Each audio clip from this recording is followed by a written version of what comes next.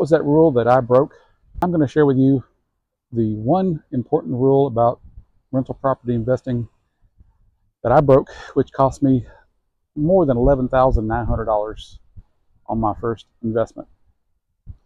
So if you're new to rental property investing and you're interested in it and you'd like some real world advice from things I've experienced firsthand, I hope you'll hang around and maybe it'll save you from making some of the financial mistakes I've made. And if you find this content valuable, I'd appreciate it if you'd smash that button and subscribe to my channel.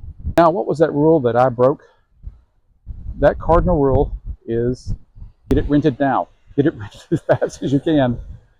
That's one of the cardinal rules that I learned the hard way. The real estate agent who sold me my first property was not experienced at rentals. They were experienced at just selling family homes. We thought we had the rental priced correctly at $1,700 a month, but that was not true. The actual rental amount for that area for my condominium was $1,475, which was actually at the high end. So I was lucky in finding a renter at that, but 7 months went by and I didn't find a renter. The problem was I didn't drop the rental price fast enough. I should have been dropping the rent at least $100 every 2 weeks, if not $100 every week, until we started getting some leads come in, because there was 4 or 5 leads total during that 7-month period till the price fell far enough that someone was willing to pay the rent. That is the cardinal rule that I broke, and I've got a couple of more bonus rules for you if you don't mind sticking around. The other one was I did not have a real estate mentor or anybody in the real estate business, rental business that is. That was a critical mistake I made by not having a network or connections, someone I could just call and ask them their opinion.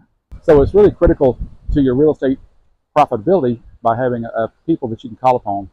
And if you don't have any contacts yet, I would suggest trying to find your local RIA, your Real Estate Investment Association.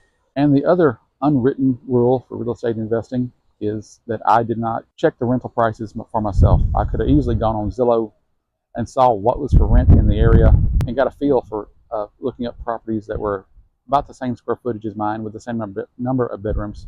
One of the most important factors about the rental price is how many bedrooms, how many bathrooms, and how many square feet. Now, the first one is really the most important, is number of bedrooms. Second one, when it comes to bathrooms, it's nice to have 1 bathroom per bedroom, but it's not critical. It's not a deal breaker for a lot of people.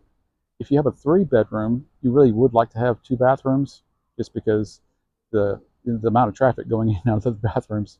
But people still will rent a 3-bedroom, 1 bathroom if that's all they can get in their price range. Square footage, in my opinion, and it's just my opinion, I don't have enough real estate investing experience to back it up, but I'm seeing a lot of properties for sale that are 3 bedrooms, 1 bathroom, and they're 900 square feet. Now, that's fine for 2 bedrooms, but 3 bedrooms, now you're talking about a bedroom that's really tiny, hardly big enough for a twin-size bed plus 1 person to walk around it. So after you get above 1,000 square feet, 1,200 square feet, I would lean more towards 1,200 square feet. For a 3-bedroom house, I would try to get at least 1,200 square feet, if not higher. And for your assignment today is to go into Zillow, put in your zip code, and see what's available for rent or for sale, whichever one you're looking for, and just kind of get a feel for what is out there. The more first-hand knowledge you have, it's very important to do it yourself and not rely on other experts or people who say they're experts, because it's your money in the end.